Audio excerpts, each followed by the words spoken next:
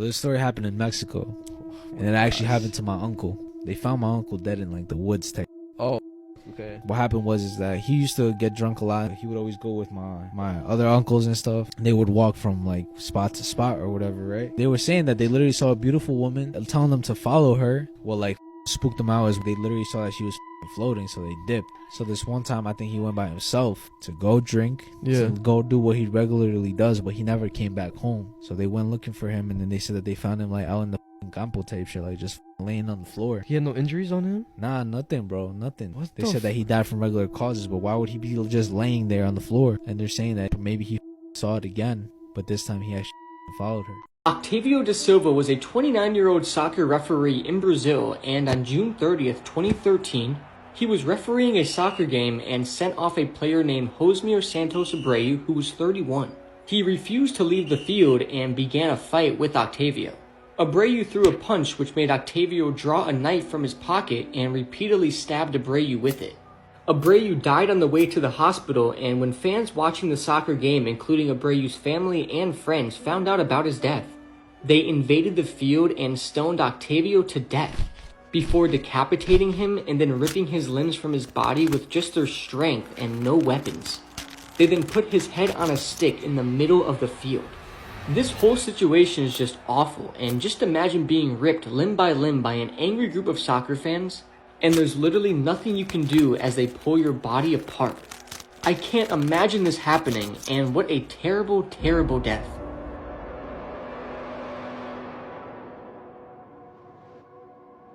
Who is Josh Peck's dad? This is a question I never thought I'd be asking myself, but let's examine it. So something I never knew about Josh Peck is that he's never publicly identified who his father is. Now, you may think that that's pretty normal, but in the world of Hollywood, I would say that it's highly irregular, considering a lot of people in Hollywood are Nepo babies, or they have extensive Wikipedia pages written about them exposing their entire family trees. I think it's pretty wild that Josh Peck has managed to keep who his father is a complete secret. A secret that he started keeping from his early days starring on The Amanda Show. So I'm going to read you a little bit from Wikipedia. It says, Josh Peck was born in New York City. He grew up with his mother, Barbara Peck, who was a career coach, and his maternal grandmother. Josh has never publicly identified his father, who was a married co-worker of his mother, and Peck's birth was the result of an extramarital affair. Josh Peck never met his father, who died in 2013. Now, I'm not trying to pry into Josh Peck's family privacy. It's totally valid if he wants to keep that a complete secret. But I do think it's interesting because in Hollywood we usually know people's entire family trees and lineages, but not with Josh Peck. Did this woman predict her own murder on a TikTok video? Brandy Bradley is a 44-year-old from Kokomo. She was believed to be living in a property owned by Jonathan Christie, aged 39. Now, Brandy posted regularly on TikTok and was updating her followers that she was being abused. She stated in videos that multiple times Jonathan had choked her unconscious, and she also chillingly told her followers that if someone finds her dismembered body, Jonathan Christie is responsible. In December, she updated her followers that her bedroom door had been kicked in and her electric heater had been removed. Brandy was reported missing on the 11th of February after having no contact with her family since the 19th of January. Police were tipped off that Jonathan had allegedly asked several people if he could use their burn pits. Now, this was roughly the same kind of time that Brandy had disappeared. Witnesses also claim that they saw Jonathan paint his truck a different colour the day after she disappeared. Officers have since made a terrifying discovery in a bin. They have found human bones in a bin in Kempton. Now, Jonathan allegedly claimed that he threw away burnt items belonging to his ex-wife, who died in July 2023. The bones from the bin are yet to be identified. Jonathan has since been charged with Brandy's murder.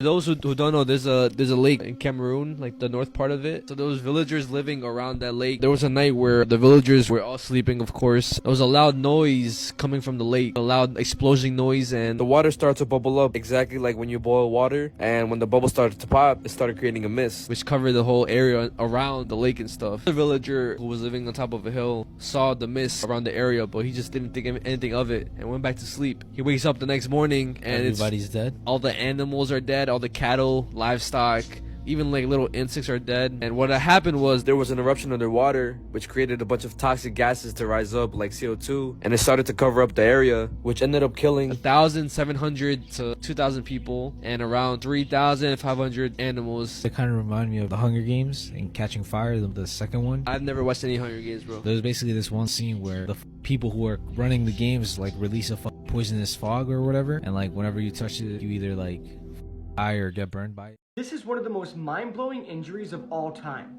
Granny Keeley, an Irish woman, endured a life-changing car crash in 2006 when she was 22 years old at the time. She was the passenger in a car that skidded on black ice and collided with a wall. Granny's knees were then propelled into her face due to her feet being propped up on the dashboard. The impact occurred as the airbag inflated at a staggering speed of 200 miles per hour, resulting in very severe facial injuries. Almost every single bone in her face was broken, and she suffered a brain leak, known as CSF leakage. Additionally, she lost 2 teeth in the traumatic accident. Following the crash, Granine underwent extensive medical procedures. Unfortunately, due to an infection, doctors had to remove her forehead, leaving her without one for 2 years. However, in 2009, surgeons managed to reconstruct her face by fitting her with a ceramic forehead. Granine humorously joked that her new forehead was made in Italy and playfully referred to it as a designer piece. This is Granine today, and she is now 38 years old, and it looks like she didn't even go through this awful experience. But sadly, she still suffers from long-lasting effects from the injury. She said, "I constantly lose my words while in the middle of a conversation. This can happen to me about 20 times a day." She also said, "I get headaches when too many people are talking around, and I sometimes find it difficult to stay focused." So if you learn anything from this video, never ever put your feet on the dashboard of a car that you're in. Because you never know, this can happen to you. Years after this girl was killed, someone defaced her grave. Whoever did it could be key to solving this chilling unsolved murder. It was 1992, and Tammy Hass was a 19-year-old girl from South Dakota. She was described by her family and friends as a great friend and really funny to have around. One Friday night in September, she was attending a party with her boyfriend Eric Stukel. According to fellow partygoers, the pair were actually seen walking down the road, leaving the party around kind of midnight time. Eric claimed that they both went back to his house, and then Tammy insisted on then walking back to her place from his on her own. However, she seemingly then vanished into thin air. She was reported missing, and there was absolutely no sign of her. Less than a week later, however, a golfer was out looking for missing balls and made a horrific discovery. Tammy's body was in a ravine not too far from where the party was. Her autopsy revealed she died of a broken neck. Now, detectives stated that the injury was a result of foul play, and there was evidence that she'd been in the boot of a car and then dumped in the location where she was found. Police interviewed partygoers and locals, and witnesses reported seeing a male and a female having a really bad argument that night. The argument was said to have been quite violent, and it was also in the area nearby to where the pair had been walking. Now, less than a day after the end of the party, Eric was reportedly seen at a car wash washing his car. Some hair was also found in his car and seemed to look like hair from maybe Tammy. Eric was arrested on suspicion of murder, but due to lack of evidence, he was actually found not guilty.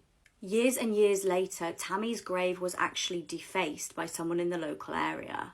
It's believed that whoever did this may be key to solving this chilling unsolved murder, which remains unsolved to this day. In the middle of the night in 1988, this 16-year-old would go on to kill his entire family with an axe. This is Kids Who Kill Part 12.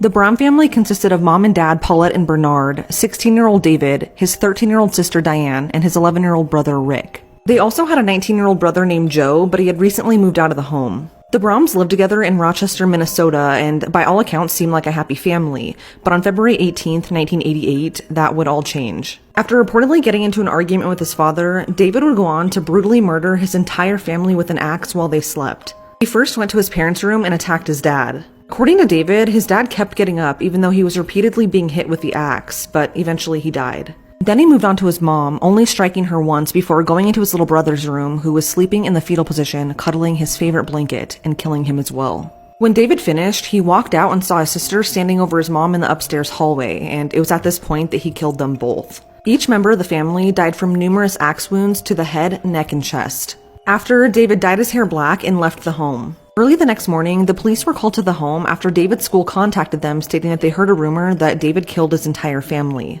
When they arrived, they found all 4 bodies, including the bloody axe that was left in the basement. The only thing missing was David. At first, authorities believed that David was possibly abducted, but one of his friends came forward and stated that he confessed that morning in great detail that he had killed his entire family. This would come as a shock to many, as David was known to be extremely nice and cheerful, having a lot of friends. He would even babysit his neighbors' kids pretty often. It would take 1 day for David to be located and arrested for the murders. At the trial, it was debated whether or not he should be tried as a juvenile or an adult, but if he was tried as a juvenile, he would be released from prison at just 19 years old. According to a psychiatrist in the case, mental health played a factor in the murders, as David had tried to end his life twice the year prior due to depression.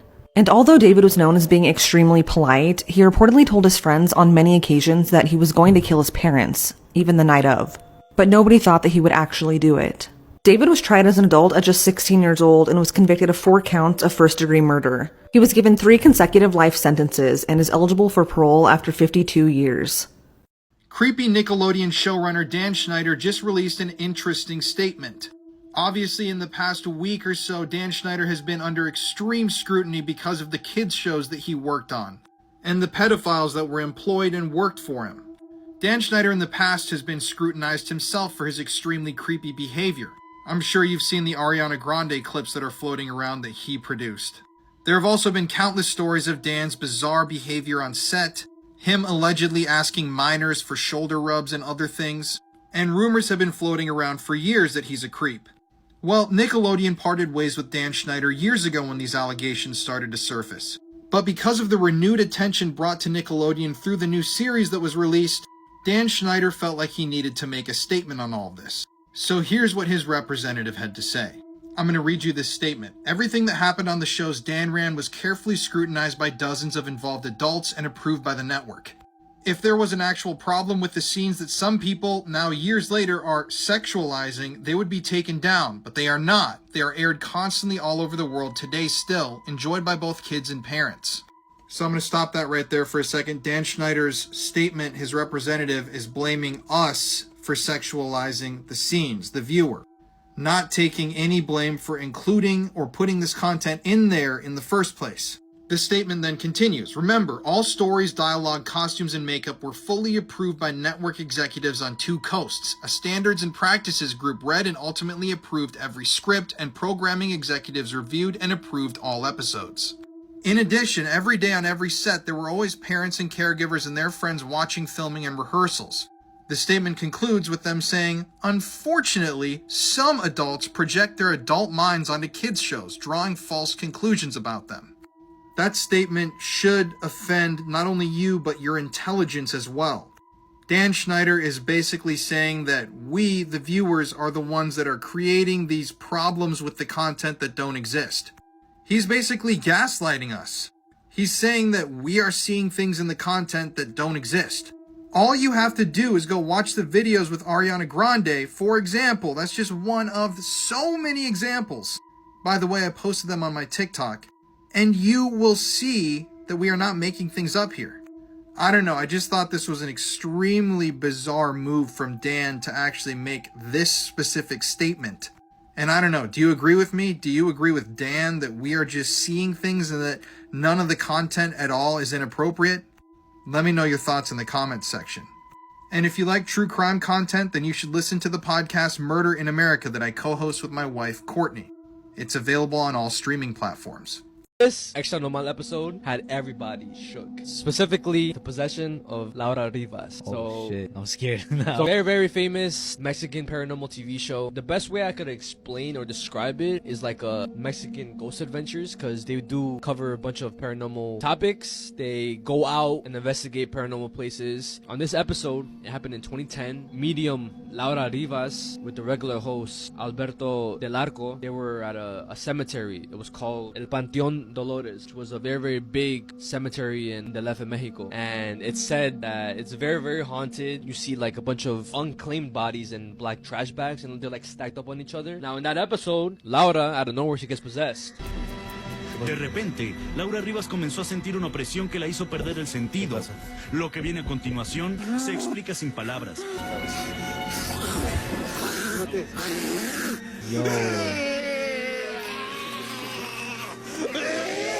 Should have taken at least to some shit.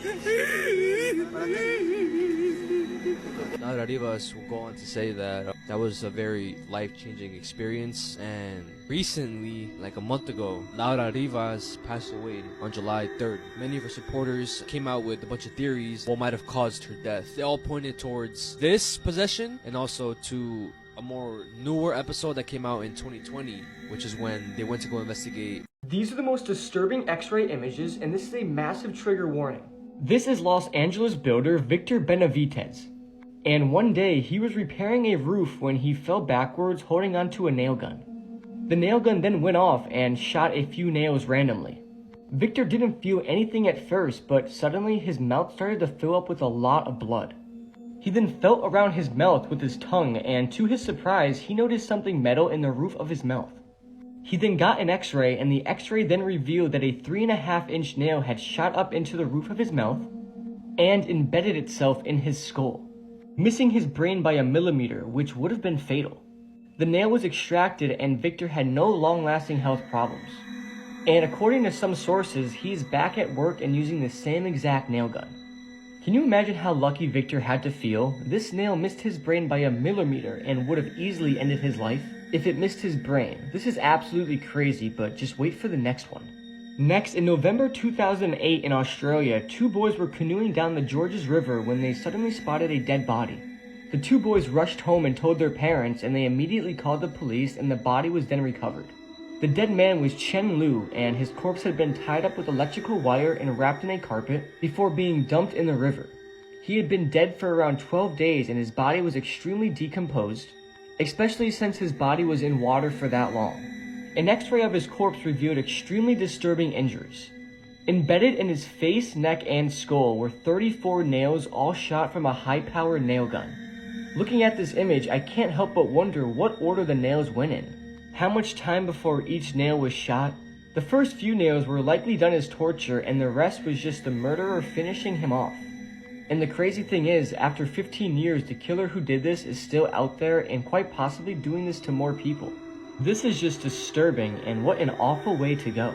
Summer of 2021, 15-year-old Ivan Peteshnik was brutally murdered by one of his close friends. This is his story. On May 26, 2021, Ivan was invited over to his friend's house in Taylorsville, Utah. His friend was 17-year-old Rowdy Aguilar, and the two were reportedly really close, having grown up together. That morning at around 10 a.m., the two were seen entering Rowdy's house on the home security footage. A few hours later, Rowdy was seen leaving the house by himself, carrying a black garbage bag into the field behind his house. Not long after, Rowdy's dad was looking for him inside of a utility trailer on his property when he discovered Ivan's dismembered body and called 911. After searching the property and the field behind Rowdy's house, authorities discovered multiple garbage bags filled with Ivan's dismembered body parts. And after searching Rowdy's bedroom, they found a bloody t-shirt and knife. According to the police, the home also smelled really strongly of cleaning agents. Rowdy was then taken in for questioning, where he initially denied even knowing Ivan, despite the fact that they grew up together. His hands were covered in scratches, and when asked about that, he told authorities that the wounds came from cutting ribs for a barbecue. Rowdy told authorities that he was with his girlfriend the day of the murder, but after police found more of his clothing covered in blood, he confessed to killing Ivan. According to the medical examiner, Ivan was stabbed 26 times in the head, with one final wound to his neck before being dismembered. Rowdy was arrested and has since been charged as an adult with aggravated murder, desecration of a human body, and a few other charges. The trial has yet to take place, and there's still no motive or explanation as to why Rowdy did this to one of his best friends. But according to Ivan's sister, Rowdy told prosecutors that he didn't believe Ivan was human. Ivan was described as having the biggest, most loving heart and was a gentle giant. The 2 years prior to his death, Ivan lost both his mom and his dad to cancer and a heart attack, and as a 15-year-old, that's incredibly hard to go through. He was looking forward to being in high school and playing football and getting a job and just doing kid things. I wanted to include this short clip of Ivan before he died with his grandpa that showed just how caring of a person he was. I got you. Okay? Yeah. Oh my gosh. Not to let you fall, I promise. However, coined the phrase, "You can't make this stuff up." might have known the story of real-life boogeyman, Albert Fish. A slight, elderly man with grey hair, no one suspected the kindly single father of being sadistic child murderer and cannibal. This man tried to claim that his wife had staged her own kidnapping like the film Gone Girl. The reality was way worse than anyone could have imagined. Jennifer Doulos was born in New York. She married Fotis Doulos in 2004. He was a Greek real estate developer, and the pair ended up getting married and having 5 children. Fast forward to 2012, and Jennifer actually documented in a blog post online that she had concerns. She wrote, "I wish I were a strong person and that confrontation did not both scare and appall me." She filed for divorce in 2017 and moved to a new place in New Canaan with the children. In the divorce papers, she wrote how her ex was dangerous and controlling. She stated he was irrational, bullying, and threatening. Heartbreakingly, she wrote, "I'm afraid of my husband. I know that filing for divorce and filing this motion will enrage him. I know that he will retaliate by trying to harm me in some way. I'm afraid for my safety and the physical safety and emotional well-being of our children." Fotis allegedly told Jennifer he was going to kidnap the children, and she knew that he had bought a gun. At this point, he was having an affair with Michelle Taconis. Jennifer was last seen alive on the 24th of May 2019. After she had waved off her children at school at around 8 a.m, she seemingly vanished. Officers believe that she got home and was attacked by her ex. CCTV captured Fotis and his girlfriend Michelle driving around dumping rubbish bags in several bins. Jennifer was reported missing by her concerned friends at around 7 p.m. that same day. Worryingly, her car was then found abandoned near where she lived. Shortly after, Fotis and Michelle were arrested. Forensic teams discovered Fotis's DNA mixed with Jennifer's blood in the kitchen. They also discovered Jennifer's DNA on blood in the bin bags that had been dumped. Fotis's legal team actually tried to claim that Jennifer was alive and had staged her own kidnapping, similar to the film Gone Girl. As the case progressed, Fotis was due in court but never showed up. Police decided to search his property and actually found him unresponsive. He was in the garage and had tried to take his own life. He was rushed to hospital but never regained consciousness. He had left a note close by stating, "I refuse to spend even an hour more in jail for something I had nothing to do with." Michelle was found guilty of conspiracy to commit murder and is yet to be sentenced. Jennifer's mum has taken over custody of the 5 children. I'm soaking wet! Quick, somebody bring me the ocean! The clips from videos that Dan Schneider made Ariana Grande perform in are disturbing. And that's only the tip of the iceberg. I'm going to show you some more throughout this video, but I want to inform you of something first. This is Dan Schneider, the showrunner for Nickelodeon and the biggest creep of all time in my opinion. He was the one that made sure that these scenes were filmed, and it was his idea to film them. And just yesterday, Dan Schneider's representative released a statement. This is a quote from Dan Schneider's representative. They said, "Everything that happened on the shows Dan ran was carefully scrutinized by dozens of involved adults and approved by the network.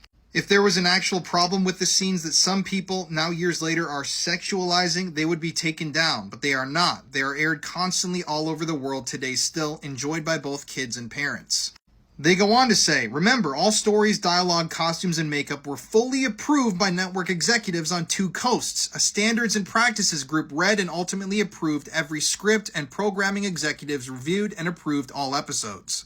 In addition, every day on every set, there were always parents and caregivers and their friends watching filming and rehearsals." And his representative ends with this: "Unfortunately, some adults project their adult minds onto kids' shows, drawing false conclusions about them." I guess I am some adult who has projected my mind onto this footage, and I guess I'm seeing it wrong. At least that's what Dan Schneider wants you to think. That statement is incredibly bizarre. I mean, Dan's really trying to clear his name as hard as he can. He said that none of the footage that they've ever shot was intended to be perceived in any adult or weird way. Now let me show you the rest of these Ariana Grande clips, and you tell me if you think that's actually the case. Because I think that Dan Schneider is lying through his teeth. But once again, I'm going to show you these clips. You let me know. Oh man, my uvula got stuck between that hamster's toes. See? That could never happen, because your uvula is that swingy thing in the back of your throat right here. So there's no way you could get it stuck between a hamster's toes. Sentence number 3. I'm soaking wet! Quick, somebody bring me the ocean! No one would ever say that. Why? Because if you were soaking wet and you were upset about it, the last thing you'd want is for somebody to bring you the ocean. Because the ocean is even more wet than even the wettest person in the world. Have you ever tried to get your whole big toe in your mouth? Check this out.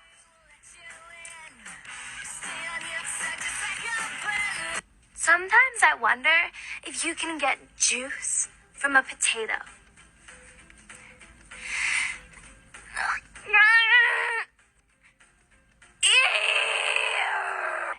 Is it possible for a teenage girl to drink water upside down? I'm thirsty.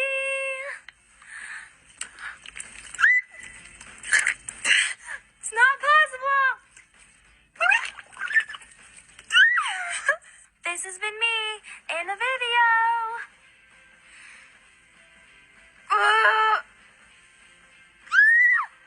Come on, give up the juice.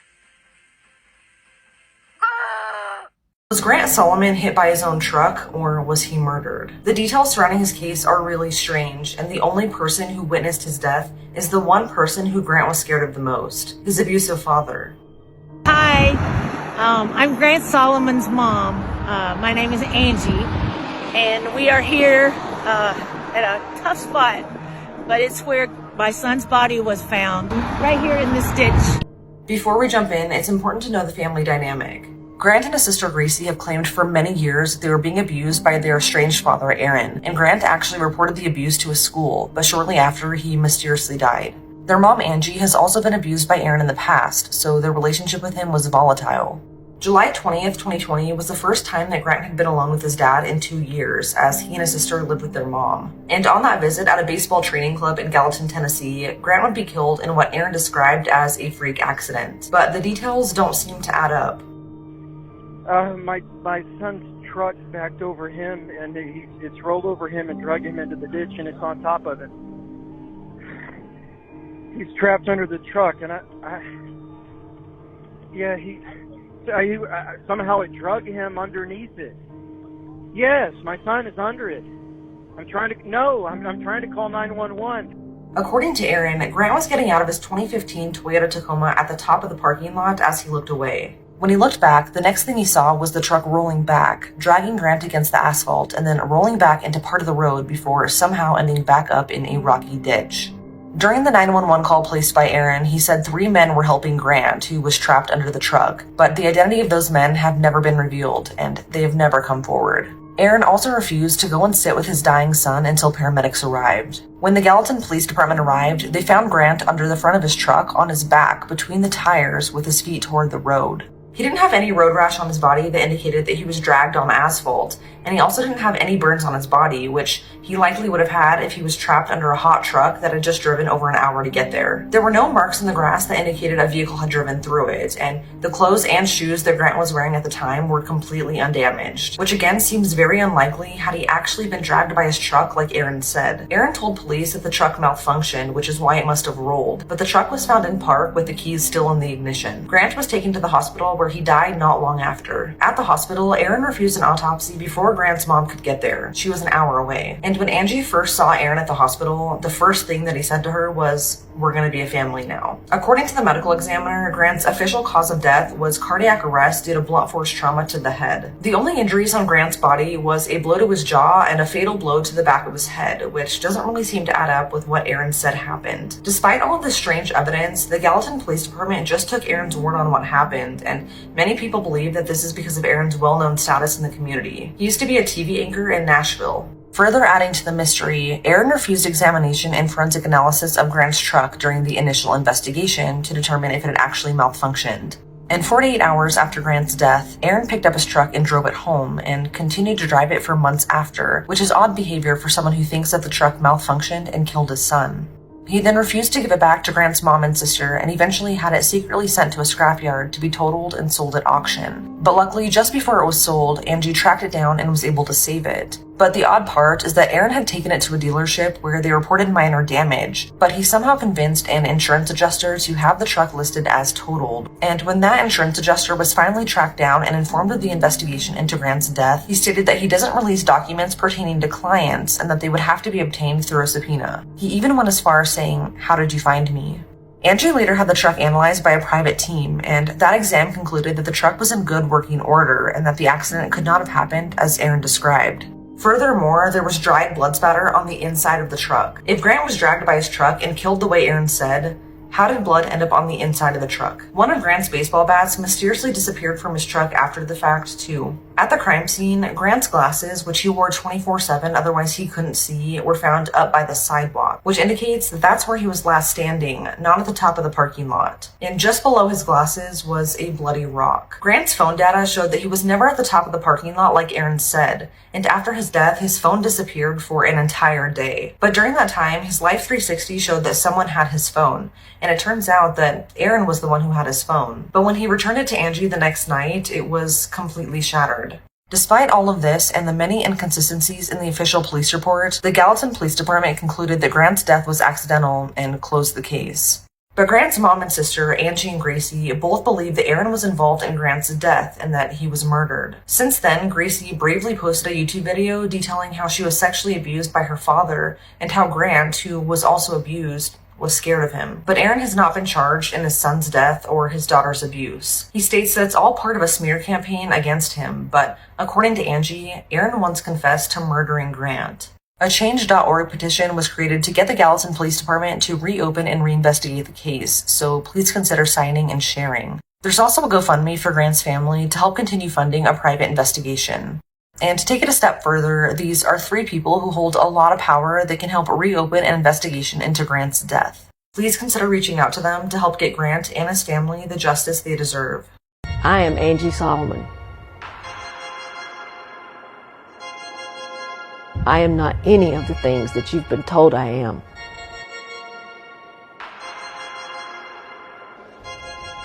You can believe what you want. I could care less. That's what we want to know is what happened to Grant. What happened to my son. So apparently there is a Netflix curse. I've covered so much spooky stuff on this page and I've seen nothing like this ever. So Netflix recently released a new docuseries called Breakpoint, and it showcases 10 of the hottest up-and-comers in tennis right now. But right now is also the Australian Open. And 0 of the 10 tennis players featured in the docuseries made it to even the second week of the Open. These are 10 of the best tennis players in the entire world, and 2 of them lost to players seeded at 87 and 113. And 3 of them didn't even make it to the Open because of leg injuries. And people are accusing Netflix so bad of cursing these players that Netflix even came out and said that it was just a coincidence. But if it's a coincidence that happened to every single player featured, that's pretty insane. If you're in Pittsburgh and you hear a mysterious recording of a baby crying or a child calling for help, lock your door. I have like 5 minutes to do my makeup. So more and more people in Pittsburgh are complaining about hearing babies crying outside of their windows at night, as was the case with Olivia Bennington last week. Her sister claimed that Olivia would wake up every night at 3 a.m. claiming that there was a baby wailing outside of her window. But her sister never heard anything and honestly felt like Olivia was going crazy. Then one day, Olivia's sister came home to find Olivia packing an overnight bag. Olivia said she had to leave. There was something outside of her window tormenting her. If it wasn't a baby, then she had no idea what it was, but it felt like it was something evil. Olivia couldn't stop her sister from leaving. And she's the 5th person this month to go missing after having similar complaints. Fascinating as fuck. Jeremy Meeks, the man whose mugshot was so sexy that it landed him a modeling contract while he was still in jail. He served 13 months, and shortly after his release, he walked in New York Fashion Week. Eric Money is the only player to score points for both teams in a single NBA game. When the Nets played the Sixers in 1978, he scored for the Nets before being traded to the Sixers in the middle of the game. In World War II, British soldiers used well bikes, a small motorcycle that could fit in an air canister and be dropped out of planes with a parachute. On New Year's Eve in 2020, a friendly soccer match was played between rival drug cartels. However, it quickly became not so friendly when the match ended with 16 deaths and 5 severe injuries. During the making of Prince of Egypt, animators who failed or messed up were sent to work on Shrek. This was seen as a form of punishment known as getting Shreked. Barnsley got the highest number of likes in my previous video, so as promised, here's a case from Barnsley. This is Kyle Pickles of Kirkstall Road in Barnsley. On August 8th, 2020, Kyle, who was 17 at the time, stabbed 15-year-old Louis Phillips through the heart with a knife.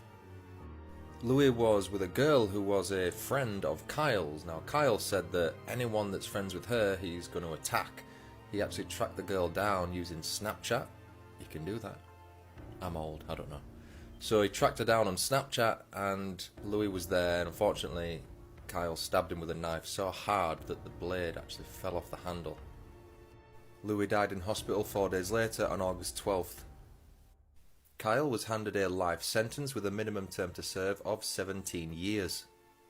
Where should I cover next? You want a case from Middlesbrough, pal? Here's a case from Middlesbrough. This is Gary Vinter. On August 2nd, 1995, Gary Vinter stabbed and killed his work colleague Carl Eden. We only have Gary's testimony to go on, but he says that Carl tried to attack him with a knife and then he attacked him back in retaliation. Carl was stabbed at least 13 times all over his body. He got a 12-year sentence, but he was released in 2005. Whilst on day release, he would later meet a lady named Anne White, who he went on to marry. He then stabbed and killed Anne. He stabbed her 4 times, 3 times in the lungs and once in the heart. For that second murder, he was handed a whole life order. He later went on to violently attack fellow double murderer Lee Newell whilst in prison. For that, he was handed another life sentence with a minimum term of 18 years. He's never going to get released. Where should I cover next? Disturbing things that you should never look up on Google. Part 2. Bianca Devins was a 17-year-old from New York known for posting e-girl content to her Instagram. In April 2019, one of her followers, 21-year-old Brandon Clark, DM'd her, sparking a romantic relationship between the two. A few months later, Bianca, Brandon, and another friend of theirs named Alex attended a concert together in the Bronx. Sometime during the concert, Brandon caught Bianca kissing Alex, which led to an argument on the car ride home. Brandon eventually began assaulting her and slicing her neck with a knife that he'd hid under his seat. He then got into Bianca's phone and posted several gruesome images of her corpse to her Instagram story and released a video of the murder as well. He then posted the following picture to her page, hinting that he was going to take his own life. However, police were notified before he could do so, and Brandon was taken into custody and sentenced to life in prison for the murder of Bianca Devins. You know how everyone has like one fear that's totally irrational? My one fear is getting killed by a hitman that confused me with another person. Because that's what happened in the case of Daniel Ott. When Daniel was 31 years old, 3 men broke into his house and tied him up. They were there because another man had hired them to kill Daniel Ott. But once they tied him up, they realized that they had the wrong guy. Who they were really supposed to kill was a 70-year-old Daniel Ott who had snitched on the person in prison and had landed that guy in jail. Instead of letting the innocent Daniel Ott go, they freaked out and killed him. And that might not be the only time this has happened. In 2000, 2 women named Mary Morris were killed in their cars in the Houston area just days apart from each other. There were basically no suspects in the case, and each of them was missing a ring when they were found, which some people think was because the hitman took it to prove to the person who ordered the hit that they had completed it. And so now people are wondering the same thing. Was a hitman hired to kill one of them and got it wrong and killed the other one by accident? This story is wild. There's so many twists and turns, and I cover the whole thing on the podcast this week. 13-year-old is charged with doing the unimaginable to his mum. Irina Garcia was just 39 years old when she was killed in her sleep on the 12th of October. She'd given birth just weeks prior to the horrific incident. It's reported that her 13-year-old son called police to tell them he'd killed his mother. He reportedly told them that there was blood all over and asked for police to come. When he was asked for his address, he stated that he didn't know. Police rushed to the scene and arrested the child.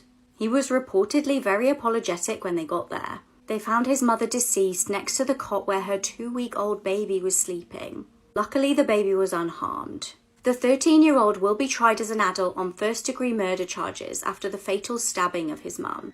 At his bond hearing, his dad and Nan begged for him to be released on house arrest. His dad described him as a humble and peaceful child. Professionals described the 13-year-old as sweet and respectful, reportedly very popular amongst staff at the detention centre. There is still no known motive, and it remains a mystery what went on. This mother stabbed her baby 90 times because he bit her while breastfeeding. This is 8-month-old Xiao Bao. And he's lucky to be alive because his mother stabbed him 90 times with scissors on the face for biting her while she was breastfeeding him. Xiao Bao got more than 100 stitches, and most of them were in his face. Xiao Bao lived with his mother and 2 uncles, and he was discovered by one of his uncles lying in a pool of blood in the yard of their home and rushed him to the hospital. Xiao Bao's mother later confessed to stabbing her son after he bit her while breastfeeding him, and neighbors have pleaded with local governments to take the baby away, but they say they will not intervene in the case. And according to reports, local authorities said that there was no confirmation the mother was suffering from any sort of mental illness. I could never understand how somebody could do this to their own child, especially a mother. This baby is literally 8 months old and doesn't know anything. So the fact that the mother got this mad at her child for biting her accidentally, and then proceeding to stab it 90 times in the face is absolutely haunting. This is just another example of how cruel humans can be in this world, and it's very scary that stuff like this happens so often. I was released after 17 years in prison for a crime my lookalike had committed. Crazy story, isn't it? Wait till the end, you'll be shocked. Hey there, my name is Richard Jones, and I've got an unbelievable story to share with you. I used to work at a Walmart in Kansas, and one day a woman got robbed right there in the store. The police showed up and started questioning witnesses. Shockingly, one of my co-workers wrongfully accused me, claiming I was the robber and that I had taken off. But here's the kicker, I wasn't even in Kansas at that time. Despite my protests, I got arrested, and without hearing my side of the story, I was sentenced to 19 years in prison. Fast forward 16 years, and I start hearing about this inmate named Ricky Amos, who looks just like me. It hit me. I might have been mistaken for him. It was just a gut feeling, but I decided to reach out to my lawyers. They filed an appeal, showcasing our striking resemblance and providing evidence that it wasn't me. And finally, the nightmare came to an end. I was released and reunited with my family. They compensated me with $1 million. Do you think that's enough to pay me for the 17 years? If you believe in questioning the justice system and fighting for the truth, hit the like button, share this video, and subscribe for more incredible stories. And don't forget to drop a comment and let me know what you think. When this family experienced their teenage loved one murdered, they thought it would be the last tragedy they would have to endure. 10 years later, another relative vanished. Brianna Dennison was just 19 when she was murdered. I will link her case to this video. Tragically for the Dennison family, 10 years later, on January the 10th, 2018, her relative Caitlin Dennison vanished. The teenager was from Reno in Nevada and was last known to be in Midland, Texas. She was last seen at Rick's Cabaret in Odessa and Walmart on Briarwood Drive. 6 months before vanishing, Caitlin had met a man who she began a relationship with. On the 9th of January 2018, Caitlin and the man in question took a flight. This was from Caitlin's hometown in Reno, Nevada to Texas together. Unfortunately, Caitlin's family do not know the man's name or a description of what he looked like. What we do know about Caitlin's movements is the day after she arrived in Texas, she reportedly called her sister from a Walmart in Midland. Concerningly, she said to her sister, "This man makes me scared for my life." As of right now, Caitlin has never spoken to her family again. They have never heard from her and never been able to get hold of her. The man that Caitlin was with has still never been identified. As little is known about the flight that the pair took together, it hasn't been possible to check CCTV from the airport. There is a $3,000 award for anyone who provides information leading to an arrest in this case. This boy suffered a botched circumcision and was raised as a girl for 13 years. In 1965, David Reimer was born a boy along with his brother in Winnipeg, Canada. But at 8 months, he suffered a botched circumcision and unfortunately, his genitals were accidentally burnt off. While his twin brother was fine, David's damage could not be fixed. So David's parents consulted with Dr. John Money and he suggested that David undergo sex reassignment surgery and be given hormones hormones and instead be raised as a girl. His parents took the advice and changed David's birth name from Bruce to Brenda. Dr. Money believed that David could be easily raised as a girl despite being born as a biological male. The doctor even told David's parents to never tell him or his twin brother what happened to him as a baby. As the twins got older, Dr. Money continued to see them for annual checkups, but it's been said that during these appointments, he would make them rehearse sexual acts as he photographed them. Throughout David's childhood, he rejected anything feminine and consistently showed masculine traits. By the time he reached 13 years old, he was suicidal and his mom realized that he wasn't happy being a girl. Soon after, David's father finally told him the truth and immediately he changed his name from Brenda to David. David then began taking testosterone and going through various operations to rebuild his genitals. But he continued to suffer from psychological trauma throughout his life due to Dr. Money's experiment, and not long after, his twin brother passed away. And sadly, at the age of 38, David committed suicide. A lot of people blame Dr. Money for David's death, but his defense is that it was the right thing to do at the time. It's another rainy day in the South. Go out and be someone's sunshine today. This woman is a prime example of how easily you can deceive people on your social media. This is Farron Jill Hudson, 35 years old, from Alabama. And the story starts in 2021 when her husband was arrested on 5 counts of possessing obscene material with a child under the age of 17. Later that year, he was rearrested for 76 counts of possession of child porn. Now, at the time, he claimed that police had planted these images on his phone, these videos, and there was an investigation undertaken. But when police investigated James's phone, they found evidence that linked his wife, Jill, to these crimes. Yes, Jill, the happy-go-lucky TikToker talking about God and sunshine. So after this new evidence came to light, new charges were added and Jill was arrested. And these new charges included incest, essay of a child, and production of obscene materials with a child under the age of 17. So during her interrogation, after she was arrested, Jill was shown a still image from one of these child porn videos that she allegedly helped to produce. And she confirmed to detectives and investigators that indeed it was her and another child in that video. Apparently, Jill confirmed that it was her in the video performing an obscene act with a child. But after she was arrested, Jill was stupid enough to call a family member, and on the phone call from jail, she asked her family member to go check her devices and destroy evidence. So obviously authorities were listening into that phone call. They were able to get search warrants for all of her other electronics, and they're undergoing a search of her property right now.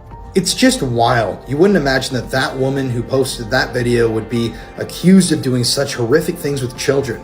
And it just goes to show that these predators are everywhere, so we have to stay vigilant and keep our children safe. That should be our #1 priority in this nation. This is the Wagner execution, one of the most controversial execution videos explained. The video that I'm about to explain was uploaded on Telegram and it went pretty viral. It begins by showing the victim in a dark room with his head taped to concrete blocks on the wall. Behind him, a man holding a sledgehammer and wearing camouflage clothes can be seen. Dimitri, who is the victim, then says, "I went to the front part of the Wagner group, but while I was on the front line, I realized this isn't my war. Today, I was on the streets of Dnipro where I was then hit in the head and lost consciousness. And when I woke up, I was in this room where they told me I would be put on trial." After he reads this statement, his head, which is taped to the concrete blocks on the wall, is hit extremely hard by the man with the sledgehammer in the side of his head, which crushes his head completely and causes his body to fall back on his back. The killer then continues to smash into the face of Dimitri over and over. But the weird part about this video, and what makes it extremely controversial, is that a second video was posted of Dimitri claiming that the Wagner group spared his life. He said, in Wagner, everyone has the right to correct his mistake. When I got to captivity, I told a lot of stuff, but I'm still ashamed. But it was my only option to stay alive.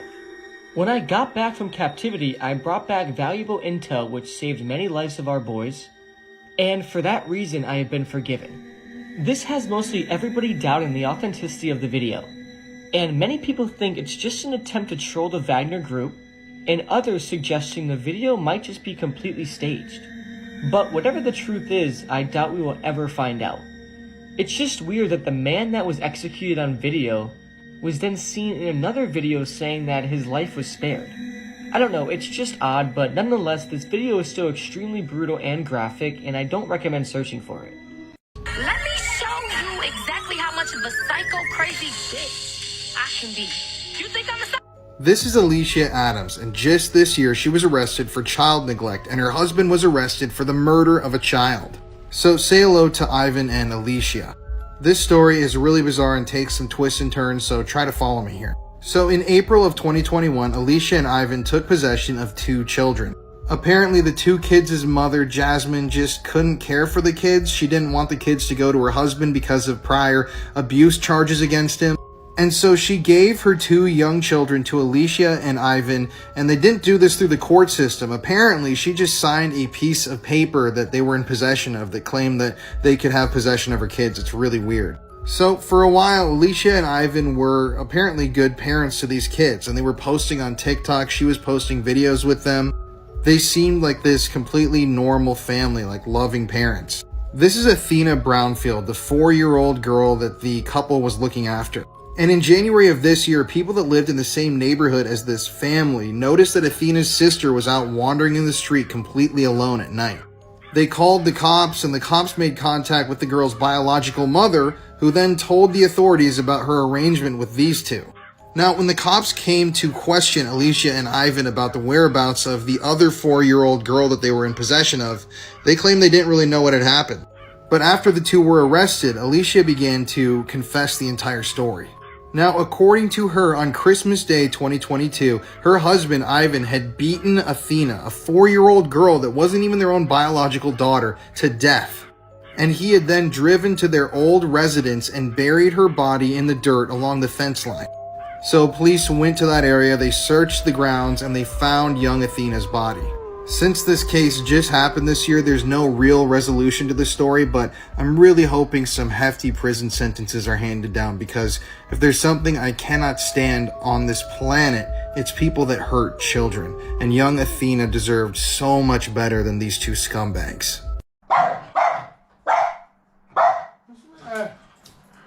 What? Look in there, mate. Look in there. What? Look at there.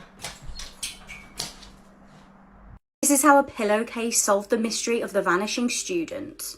Brianna Dennison was just 19 years old when she vanished under mysterious circumstances on January the 20th, 2008, the evening before she'd been with a friend at a party in Nevada. They reportedly enjoyed their evening and then went back to the friend's home near the University of Nevada, Reno. When the friend woke up the next morning, however, they noticed something very, very concerning. Brianna was gone, and worryingly, there was a blood stain on the pillowcase for the pillow that she was using. The friend alerted police and a huge search began. It wasn't until weeks later that there was any news. Tragically, on February the 15th, a local man spotted Brianna deceased under some branches in a ditch. She'd been SA'd and strangled to death. This wasn't the first disturbing incident in the area. A string of SAs had been reported at the university. Forensics was able to prove that the blood-stained pillow linked Brianna's case to another SA in 2007. The race was on to find the perpetrator before another victim was taken. A public appeal was put out for anyone who may know the unidentified perpetrator. Then in November, a breakthrough. An anonymous tip came in stating the person to blame was James Biella.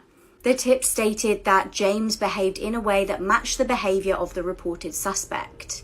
James was taken in for questioning and suspiciously wouldn't give a DNA sample. However, James's girlfriend at the time did comply with police requests. She actually had a child with James, so she was able to provide James's DNA by providing the child's DNA. This was a positive match. The 2007 assault and Brianna's murder were both linked to James. He was arrested and charged with R-ing and killing Brianna, kidnapping and SAing another student, and R-ing another. He was convicted and sentenced to death. Tragically though, this is not the only horrific tragedy that this family would have to endure. Nearly 10 years later, the Dennison family had some more horrific news. Brianna's relative, Caitlin Dennison, was also 19 when she vanished on January the 15th, 2018. Please let me know if you would like me to cover Caitlin's case. This is the Trey Sesler case, the YouTuber who murdered his entire family. This is Trey Sesler, and he was known as Mr. Anime on YouTube. Back in the early days of YouTube, Trey was actually a super popular creator on the platform. And he's also been credited to kickstart the anime community all on YouTube. In his videos, he would review anime, video games, and stuff like that. And he got a couple 100,000 followers. But as time went on, people started to realize something wasn't right. He started to make a lot of videos with weapons in them, like guns, and he also posted images and talked about how he had killed animals. He used real weapons in some of his videos, and he even went to random buildings at night and just shot at them for no reason at all. But in 2012, Trey's life would take a disturbing turn. In February of that year, he posted on his channel saying that he was going to reward himself and take a break. But on March 13th, 2012, he said he found a new job, which was 100% going to prevent him from posting on YouTube in the future. And on March 20th, 2012, Trey decided he was going to kill people. And he decided to start out by killing his family. On that day, he went to his family's home and lured his mom into the garage. And he then shot her in the chest at point-blank range, killing her. He then went back into the house and shot his brother dead in the head. Trey's father, who was sleeping, woke up from all the gunshots and walked over to investigate. And Trey then shot him in the chest just like he did to his mom. And to even make it more sinister, after doing this and killing his entire family, he walked around the house killing all of the family's pets. He then took ammunition and weapons and started walking towards the high school at the end of the street. And we could all assume what his climactic plan was. Trey later claimed that he wanted to kill at least 70 students at the school so that he could be the deadliest mass killer in United States history. And he said he killed his family first because he didn't want them to see what he was about to do, and said that he was completely inspired by the Columbine killers. But thankfully, right before Trey was about to commit the shooting at the school, he backed down and was quickly arrested afterwards. Also, after the shootings, it was discovered that he had written a lot of stuff all over the doors and walls, and this was evidence that he had been disturbed for quite a long time. This is just an insane case, and I can't believe stuff like this happens so consistently in our world. Some are calling this the most horrific fraternity hazing ever in the United States. This is how one night at university can destroy your life forever. Danny Santulli was 18 years old and a freshman at the Uni of Missouri. In October 2021, Danny was captured on CCTV being blindfolded and led downstairs in an event named Pledge Dad Reveal Night. Danny was made to drink a litre of straight vodka by himself. At around 10:55, Danny collapsed and some of the frat members were seen carrying him to a sofa. Around midnight, Danny was captured on cameras sliding off the sofa, and shortly after he was found unconscious with blue lips. Shockingly, instead of calling an ambulance for Danny, the frat members piled him into a car, dropping him on the way. They drove him to hospital, but at this point he was already in cardiac arrest. Danny had to be resuscitated and spent the next 6 weeks in intensive care. Prior to this evening, Danny had been left needing stitches and crutches after he'd been forced to climb inside of a bin with broken glass inside. 2 nights before the night in question, Danny broke down in tears on the phone to his sister and told her about how stressed he felt about it all. His family had begged him to quit the pledge, but he didn't want to be ridiculed. This is Danny now. He will need full-time care for the rest of his life. He's now severely brain damaged, is blind, and cannot walk or talk. 2 former students are set to go to trial over this case. If I didn't know this was a true crime case, I would think it was a disturbing horror film. On the morning of the 7th of October 2022, a barefoot woman was running around Excelsior Springs, Missouri, bashing on people's doors. Witnesses describe her looking like she came straight from a horror film and she was calling for help. She'd been beaten, held captive, and SA'd for weeks. The woman was a shocking sight. She was covered in injuries and was wearing a bin bag. Disturbingly, she was gasping for breath as she had a very tight metal collar locked round her neck. It was a nurse who opened the door to her and let her come in. The nurse started to call police, and at this point the woman panicked. She warned her that the captor would kill her and claimed that he had killed her 2 friends. When police got there, the woman explained that a man called Timothy had captured her the month prior. He'd been holding her hostage this whole time. She said he'd been keeping her locked in the basement and had been SAing her. Disturbingly, she told police that he actually had a young son who lived at the house with him. When Timothy had taken his young son to school the one day, she used it as her opportunity to escape. Police made their way to the home of 39-year-old Timothy Hazlitt Jr. and found the property did in fact have a basement like the woman described. Timothy was arrested and is facing 9 charges including first-degree kidnapping. He's being held on a $3 million bond and faces 5 life sentences. Before his arrest, police were actually called to his address 3 times. Twice they were asked to do welfare checks, and this was from an employer and also family members. Police have searched his home with cadaver dogs and they haven't yet released what they know.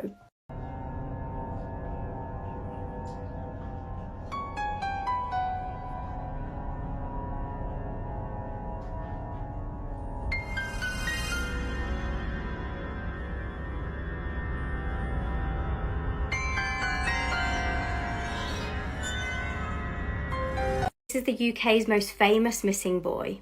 In September 2007, Andrew Gosden was just 14 years old. He was a very intelligent boy and was top of his class in most classes at school. He was an introvert that usually spent most of his time at home. The day before Andrew went missing seemed completely normal. He went to school, he had some tea, and then he watched some TV. However, on September the 14th, he seemed more irritable than normal. Instead of getting the bus to school that morning like his parents thought he was, he went to a cash point and withdrew £200. CCTV then captures him walking home, where he changed his clothes into a Slipknot t-shirt. When he left the house, he didn't take his charger with him, and he also didn't take £100 that he'd saved up. He didn't take his passport, but he did take his house key, which indicates he was going to come home. He bought a one-way ticket to London and was last seen leaving King's Cross station at about 11:30. Frustratingly, the school had actually tried to contact Andrew's parents to say that he hadn't turned up to school that day, but they dialed the wrong number and left an answer phone message on the wrong phone. His family was completely cleared of any suspicion, and the family and the school and all of the students went to London and they were handing out loads of flyers. Weirdly, a year after this incident, a man came to a police station to say that he had information about Andrew. Now, the police station was unmanned, so the person spoke to this man just over an intercom system and sent a police officer down there. Mysteriously, by the time the police officer arrived, the person had vanished. This is what Andrew might look like now, just being the age that he may be if he's still alive. Theories about this case is that he may have gone to London to meet up with someone or go to a concert. Was he lured there by somebody with bad intentions, or was he just going there for the day, gonna come back, and was at the wrong place at the wrong time and somebody did something bad to him? In 2009, the family paid for a search of the River Thames to try and find some sort of closure. The search did find a body, but it wasn't Andrew's. The most up-to-date information that we have on this case is that 2 men were arrested on suspicion of kidnapping Andrew, but they've actually been released.